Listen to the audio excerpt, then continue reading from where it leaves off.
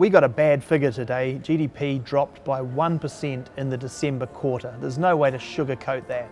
We shouldn't panic about this. Look, it shouldn't be a surprise to us really when you look at the extent of the global pandemic. Our borders are closed, the tourists aren't here for the peak of the season.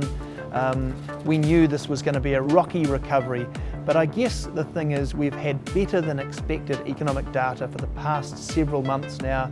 This is worse than expected, and so it still comes as a bit of a shock. What I would say is a reminder of how tough the recovery path still is ahead of us. It's important to remember that GDP is just a statistic.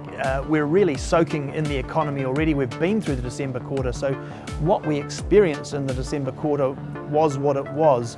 We're now in the first quarter of 2021. It's likely to be in a contraction as well, which does mean that we're probably in a technical recession. I think there are still bright spots on the horizon.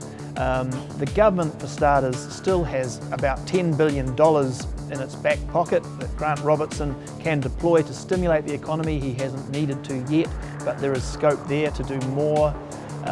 We have seen that the prices for our export commodities, dairy in particular, have been really strong. That money will flow through the economy. And of course, the vaccine rollout will begin. There is talk about a trans-Tasman bubble, and we would expect to see progress on borders and more opening up through the year. So look, the overall economic narrative doesn't change here. New Zealand is still in a stable, relatively stable position given everything that's gone on, and well placed to come through this relatively unscathed in terms of long-term unemployment and those things that really impact people's lives. But businesses have been saying for a while now that they are really hurting. This number reflects that, and we need to recognise that.